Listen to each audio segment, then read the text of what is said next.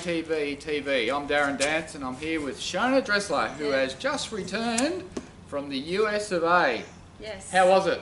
Awesome. It was absolutely amazing. It was like a dream come true. I couldn't believe I was there. Arlington's a very, very special place if you haven't been there. It's a privately owned race course and it's just purely, perfectly manicured. Owned by Mr. D. Mr. D. Who is 92 years old. Could be my uncle. Could be. I might get a big inheritance. That'd be nice. I could buy some more horses. He's got a helicopter. Flies himself from the farm to his house, to the racetrack apparently.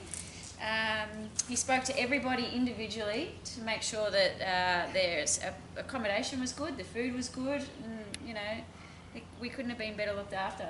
Fantastic. Well, we're here at the Inglis property just near Tullamarine, and we're standing in the Black Caviar Bar, and you might wonder why I'm leaning on this barrel. I believe this is how much wine Phil Britton drank at Arlington. Yeah, maybe two. Two of these? Yeah. Good on you, Phil, you didn't let us down. Yeah.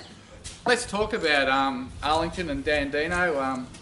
What a brave horse, and it's great to see him back in form. Oh, he looked fantastic, and he put in such a fighting run. It was just amazing to watch. Our runners and results. So Dandino, a brave second. What did Frankie have to say? Frankie was very happy with him. He said he's the Dandino of old, and he couldn't have been more delighted with him. I think he wants to retain the ride. Good luck, Frankie. Yeah. And on the same night, hours earlier, we had Seismos in at Newbury, and you wouldn't want to know what happened. In the Group 3. It's a Group 3. He got up and won. For those who haven't had a look at that replay, we will put the link on the website today. We've only just got it. He sat outside the leader the whole way. He got headed in the straight, probably dropped back to 5th, and I'm thinking, well, that's the Caulfield Cup out of the equation. Looks like we're going to Geelong. And as soon as I thought that, he powered through and got the money. It was a fantastic run, and congratulations to all those guys in Seismos. It was a pretty handy field too. Top class field, Yeah. beat Pether's Moon and Red Cadeau, and so we've got two horses coming for the Caulfield Melbourne Cup now to complement guest of honour for the Toorak and hopefully the Cox Plate. So our horses are in form. Yeah, I'm doing a big Kev. A big Kev? I'm excited. Oh, even I'm excited. I'm excited. Yeah.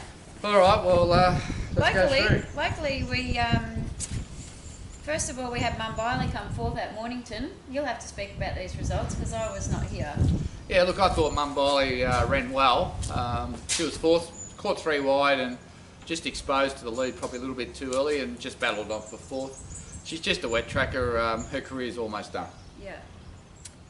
Reigning Meteor at Caulfield in the Group 3 Vane Stakes. Yeah, he went around the Vane Stakes. Look, we've had to throw up the stumps, and he got found out a little bit. Probably should have just been ridden a little bit closer to the lead, but he was midfield and caught in traffic, and you know, he held his ground at the line, only beaten 5 lengths. Big step up from a win at Warrnambool. Yeah. You know, he's a nice horse, and he's gonna slot in around the spring in probably those Group 2, Group 3 races. Yep. Lucky on Barefoot came 8th at Caulfield.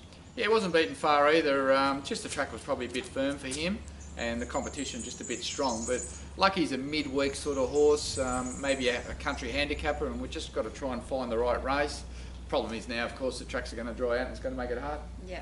And we had Man of Trust come 2nd at Donald. Yeah, I thought that was a really good run. I went up to Donald last Saturday for the day, mainly because we had Man of Trust in. I think he's a very, very good horse in the making. His run was great. He ran 2nd over the 1,000. He powered to the line, and I'm sure if it had been 100 metres longer, he would have won. Yeah. Edge of War 6 at Donald. Yeah, flat run. Run of the race, didn't even loom up. Never really looked like he was going to be in the race, and just battled to the line. And he's back at Manningtree Park having a well-earned break. Yep. And Long Time Resume from a spell at Geelong. Come yeah, 2nd. Very good run. Went down there to Geelong and watched Long Time. She looked a little bit fat to my eye. Nothing wrong with that. Plenty to work with. Plenty to work with. Yeah. She'll be improved by that run. Had Yeah. a good blow. She's coming back off a vocal cord laser, and her breathing was perfect, and she hit the line strongly. Another 2 bounds, she wins. And the horse that beat her has won about 300,000 in Singapore, so Okay. I'm sure Long Time will be one to follow. Yeah, ooh, one to follow. And we also had a winner. We Hippodrome. did. Finally. At Echuca. A chuka. While you're out of the country, I got a winner. How's Yeah. that? No, look, well done, Dean Yendall and Darren Weir for getting the right instructions and the right ride. He's a horse that probably should have won before now, and he's just been taken to the lead. And the other day, he just settled off the speed, and he hooked him out at the right time, and he was far too strong on the line. And that won't be the last race he wins. Yep. And we had evens come 9th at Geelong. Jarred up on the synthetic. Forget that run. You'll see her back on the grass, and she's ready to win. Yep. And we had Lyndon Doom at Seymour just come 4th earlier. Yeah, earlier.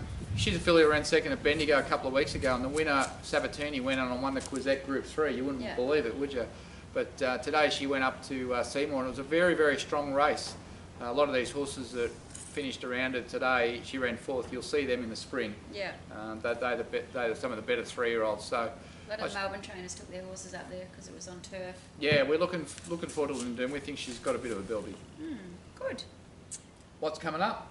Coming up, we've got supplements at Bendigo on Sunday. Yes, Bendigo, my favourite track in the state. It's a very good track. And the guy that looks after it, he's got a bit of a clue. I think so. Might be your uncle or something. Could be, yeah. No, he goes good. Yeah. Supplements, great run at Warrnambool on the heavy 10 last start, just got beat.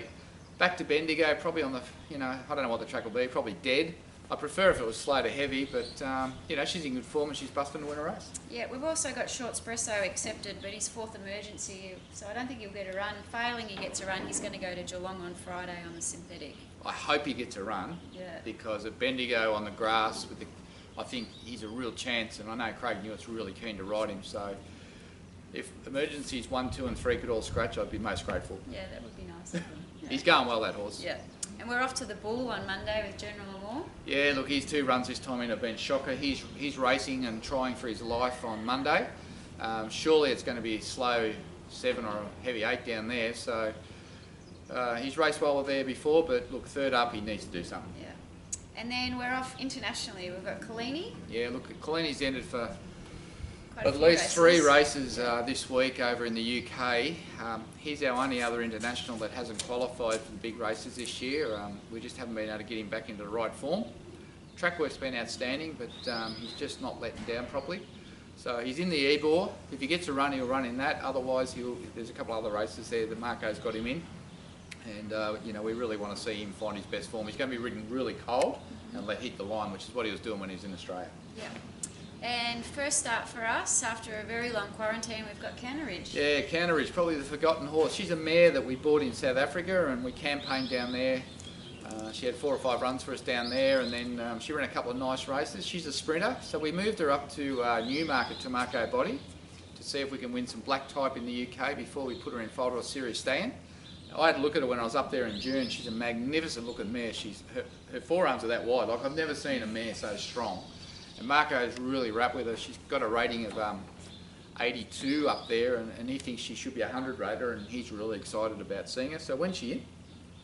Saturday, I think. Saturday. I'd never heard of the tracks where she's racing, so I don't know if they're going to be televised. But well, you've got to start somewhere. Yeah, he seems to think she'll just go bang, bang, bang, so I hope he's right. Yeah. Well, he's done a very good job with us so far, especially over the last week. Well, it was a big weekend for Marco Body, wasn't it? I think he had something like 4 or 5 winners in 2 countries and a couple of seconds. So he won a Group 1 in America, Dandino ran 2nd, and then he obviously Seismos won, and he had a couple other winners around the UK that same day. And there's something about that Marco Body. I say to people that, I think he's ATB's X factor on the internationals. You can buy these horses, you can see their form, you can see the animal, you can have them vetted, and you have great confidence knowing that when they go to Marco's yard, he's going to improve them, and he's our X factor. And he just has a sense of timing to get these horses in great form just before they come to Australia for the Cups. Which he's done with Seismos. Does with Seismos. He did it with Dandino last year, again this year. Even Jackalbury, the first time out, he ran a great 3rd. So Marco's our X factor, and we're lucky to be in his yard. Yeah, and Lucia does a fantastic job as well. You got to meet her? Yes. Likes a drink? Yes, although she had to fly out after they won the grade 1 over there, so she tells me we're going to catch up when she gets here. Drinking session, catch up. She's great fun, Lucia. I'm sure you, her and Liz will just have an absolute ball, and I'll bring the ute down and pick us up afterwards. Beautiful. Throw you in the back if you're right. Easy. Good. All right. Any other news? No, well, we've got a few functions coming up, but later in the week or next week I'll be sending out an email for you to have a look at with all the details on them, and you can start to plan your diary and see which ones you'd like to come along to, so stay tuned for that. It's a big spring for us, isn't it? It is. And there's lots of functions, and Shona and I just filled my diary up. Yeah. So we're going to be spending a lot of time eating and drinking, so we're going to have to start exercising a bit more to stay in trim. But really excited about the next 3 months with the races, and let's hope we can have some great results. And even our local horses, Platelet and Long Espresso, are not too far from coming back. And there's a couple of other young ones there that we're quite happy about. So it's not just about all the internationals. No, definitely not. So it should be good. So, welcome back, Shona. Glad to have you home. Thanks for having me. Thanks for letting me go. Ah, fantastic. It was great for you, and really look forward to the spring. Until next week, that's Shona Drechsler, and I'm Darren Dance. Cheers. See you later.